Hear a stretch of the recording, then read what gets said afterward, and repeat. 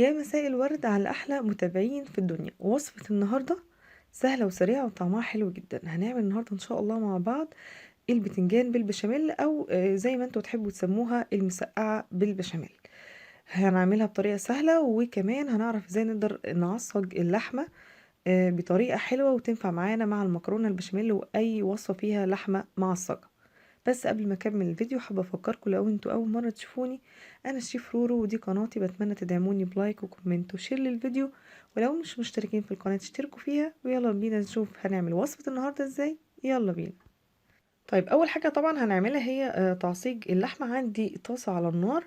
اول لما تسخن احط معلقتين كبار من الزبده او معلقه كبيره مع معلقتين كبار من الزيت، وهنزل اللحمه المفرومه. انا هنا مستخدمه نص كيلو من اللحمه المفرومه.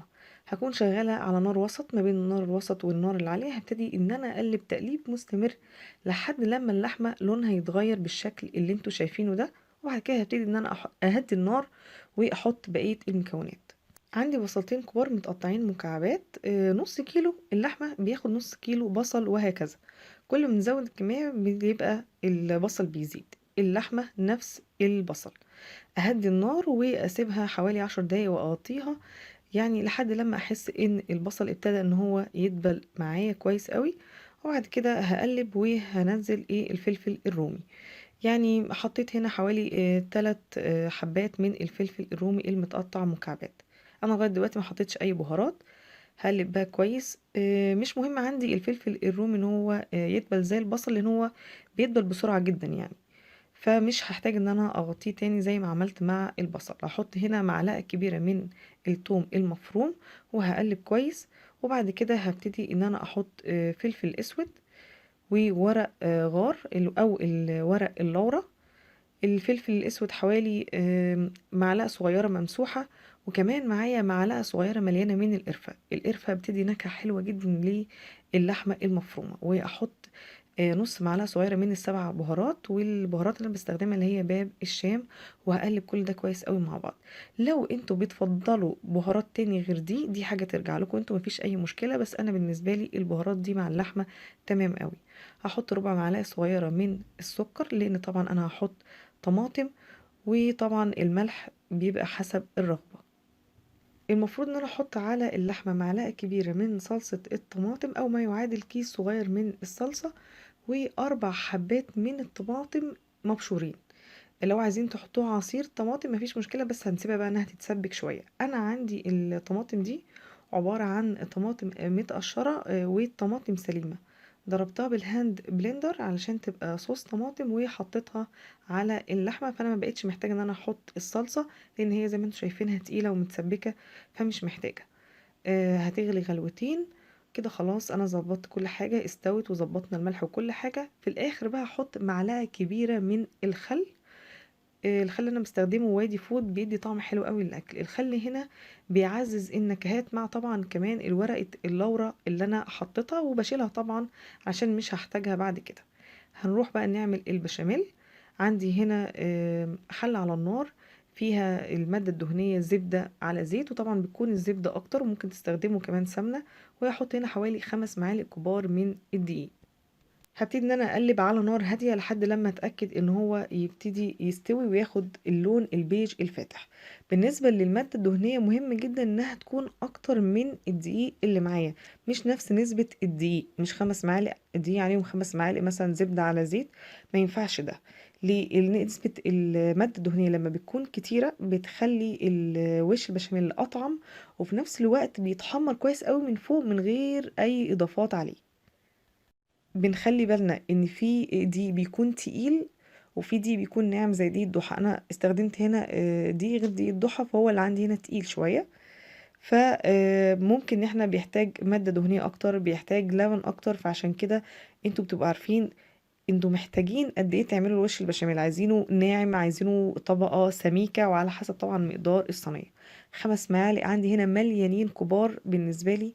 حلو قوي، لان انا هستخدم صينية مقاس 35. هبتدي ان انا انزل اللبن ممكن يكون من التلاجة مغلي مسبقا او سخن، مفيش اي مشكلة. وبعد كده هزود شوربة. لو مفيش شوربة ممكن احنا نستخدم مية مغلية مع ماجي. ده القوام اللي انا عايزاه للبشاميل بتاعي. عايزاه كده يكون خفيف، مش عايزاه سميك قوي. بعد كده هحط نص معلقه صغيره، مش مليانه، او ربع معلقه صغيره من الفلفل الاسود، وبحط معلقه صغيره من الحبهان المطحون، والملح. دي البهارات اللي انا بحطها للبشاميل. هسيبه بقى على جنب لحد لما اقلي البتنجان. بالنسبة للبتنجان طبعا انا غسلاه كويس جدا. ازاي اعرف انه هو كويس؟ لما اجي اشتريه، لما اجي امسك حبة البتنجان والاقيها خفيفة حتى لو كان حجمها كبير، اعرف ان ما فيهاش بذر كتير. ممكن يكون تقطعوه شرايح بالطول، علشان طبعا الصينية لو عاملينها مستطيل هتبقى افضل طبعا الشرايح بالطول، بس انا معرفش ليه حبيت ان انا اعملها اللي هي المكعبات، الترانشات قصدي. بس اهم حاجة تكون الطبقة تكون سميكة علشان تتحمل معايا. عايزين تقشروا البتنجان، عايزين تسيبوه بقشره، دي حاجة ترجع لكم انتم، مفيش اي مشكلة. انا عملت جزء كده وجزء كده. اهم حاجة اللي كان في الصينية الاول حطيت اللي هو بقشره عشان تبقى متماسكة معايا وانا بطلع الخرطة.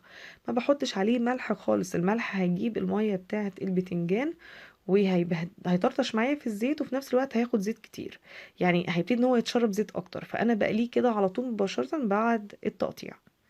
مهم جدا لما اقليه اطلعه على الورق المطبخ، اللي هو ان انا اصفي البتنجان وما احطش طبقة بتنجان على طبقة تانية، علشان يبقى متماسك وما يبقاش مهري معايا، لان طبعا بعمل صينية فانا عايزاها تطلع متماسكة معايا، مش هعمل مسقعة عادية. هرص بقى اول طبقة من البتنجان، مش مهم الطبقة الاخيرة انها يكون فيها بتنجان كتير ولا لأ، اهم حاجة الطبقة الاساسية من تحت. والمقادير البتنجان هنا 2 كيلو على الصينية اللي هي 35. طبعا لو كان معمول شرايح بالطول هيبقى افضل طبعا، وهيغطي مساحة الصينية. هبتدي ان انا احط بقى اللحمة المفرومة، وعشان الصينيه بتاعتي كبيره فانا هنزل النص كيلو كله، وان شاء الله ما حد حوش. طبعا لو عملنا صينيه اقل من كده فبنحط لحمه اقل من كده. وبعد كده احط الطبقه التانية من البتنجان. بالنسبه للبشاميل لما بيهدى شويه بيبتدي ان هو يمسك تاني ويجمد تاني، بزود بقى شويه لبن او شوربه اللي متوفر، وبعد كده اضربه كويس قوي بالويسك. ممكن ايدي النار حبه بسيطه كده يدفى، وبعد كده ان انا ابتدي ان انا انزل الوش على الصينيه بتاعتي. عشان كده انا مش من انصار ان انا اجهز المكرونه البشاميل او اي حاجه فيها بشاميل واحطها في التلاجة وتاني يوم تبقى في التسويه، لان للاسف البشاميل بيجمد بسرعه جدا. فانا ممكن اجهز الصينيه كلها واجي على البشاميل اعمله، برضو اكون مجهزاه بس اسيبه في حله لوحده، وابتدي ان انا اسخنه بقى وازوده وارجعه خفيف تاني. طيب بالنسبة للتسوية طبعا كل حاجة عندي مستوية، فأنا بحطها في رف الشبكة اللي في النص، طبعا بعد ما أكون سخنت الفرن كويس قوي على درجة حرارة عالية لمدة تلت ساعة مش أكتر. وبعد كده هبتدي ان انا اعيد الشوايه عليها. زي ما انتم شايفين اللون حلو ازاي، عشان انا مظبطه الماده الدهنيه عندي في البشاميل. اللون طالع جميل جدا من غير ما احتاج ان انا احط اي حتى شويه زيت من فوق. مش قادرة اوصف لكم قد ايه الوصفة حلوة جدا، تغيير عن المكرونة البشاميل، وبالنسبة لي انا اخف كمان من المكرونة البشاميل. بتمنى ان كنتوا تجربوها وتقولوا لي رأيكم في الكومنتات. وبكده تكون خلصت حلقة النهاردة، والسلام عليكم ورحمة الله وبركاته، ورمضان كريم.